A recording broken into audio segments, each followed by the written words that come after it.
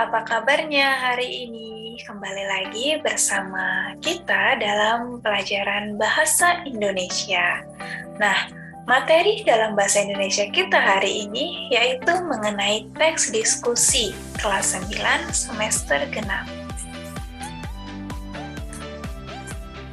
Sebelum kita masuk ke dalam materi, ada baiknya kita mengetahui terlebih dahulu kompetensi dasar dalam materi kita hari ini, yaitu 3.9, mengidentifikasi informasi teks diskusi berupa pendapat pro dan kontra dari permasalahan aktual yang dibaca dan didengar. 4.9, menyimpulkan isi gagasan, pendapat, argumen yang mendukung dan yang kontra, serta solusi atas permasalahan aktual dalam teks diskusi yang didengar dan dibaca.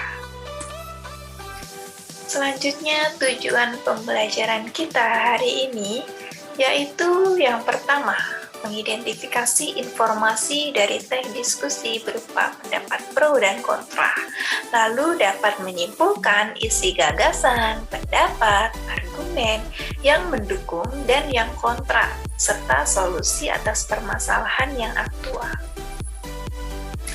Nah, ini adalah peta konsep dari pembelajaran kita hari ini yang berjudul teks diskusi, yaitu yang pertama mengidentifikasi informasi dari teks diskusi, lalu dapat menyimpulkan isi teks diskusi dan menelaah pendapat dan argumen dalam teks diskusi, serta menyajikan gagasan, pendapat, argumen dalam teks diskusi. Nah, di sini ada pertanyaan, apa sih yang dimaksud dengan diskusi? Diskusi adalah suatu interaksi komunikasi yang terjadi antara dua orang atau secara berkelompok, di mana tujuannya untuk membahas suatu tema atau topik tertentu sehingga menghasilkan suatu kesepakatan pendapat.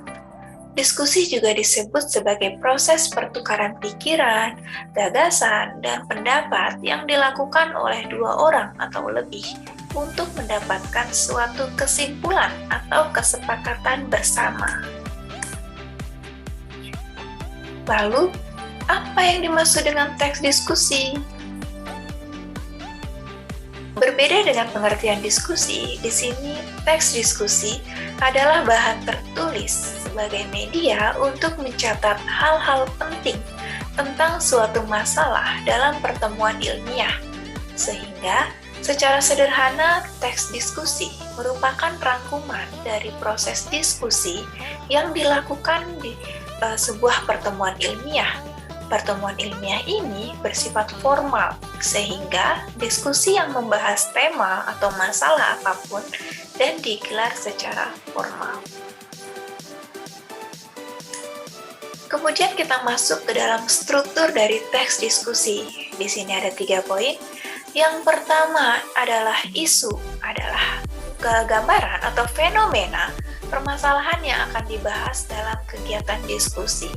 Kemudian ada argumen, di sini terdapat 2 poin, yaitu pro dan kontra. Seperti kita ketahui bahwa pro adalah pendapat yang menyetujui, sedangkan kontra adalah pendapat yang bertentangan. Lalu yang ketiga ada kesimpulan. Nah, di sini berisi hasil simpulan dari suatu diskusi yang telah dilakukan. Nah, ini adalah contoh dari teks diskusi. Ada pernyataan pro dan ada pernyataan kontra. Ada juga isu dan kesimpulan. Nah, sekarang kita lihat isunya. Seperti yang diketahui bahwa isu itu adalah fenomena yang terjadi. Nah, di sini Pemprov Lampung memberlakukan kebijakan sekolah tatap muka 100%. Tak tanggung-tanggung, sekolah tatap muka 100% dilangsungkan setiap hari, dimulai pada Senin tanggal 7 bulan 2 2022 ini. Pada kalimat pro, pemerintah Lampung telah memberikan kebijakan sekolah tatap muka 100% untuk memperhatikan pendidikan generasi muda. Karena jika hanya belajar di rumah saja, anak-anak akan kesulitan memahami pelajaran yang diberikan guru.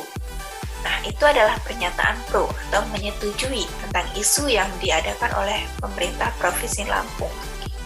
Sedangkan kontra atau pernyataan yang bertentangan, yaitu dijelaskan bahwa kebijakan sekolah tatap muka 100% pada masa pandemi seperti ini sangat tidak efisien, mengingat tumbuhnya virus baru yang dapat menyerang kapan saja.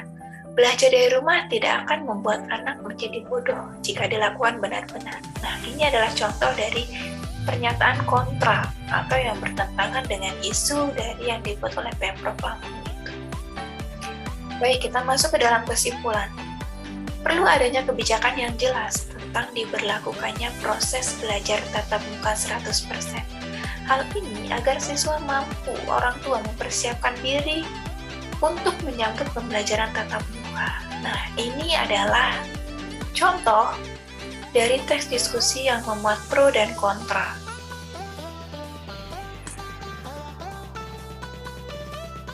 Oke, demikian materi kita pada hari ini. Jika masih ada yang ingin bertanya dan kurang jelas, silakan tinggalkan di kolom komentar.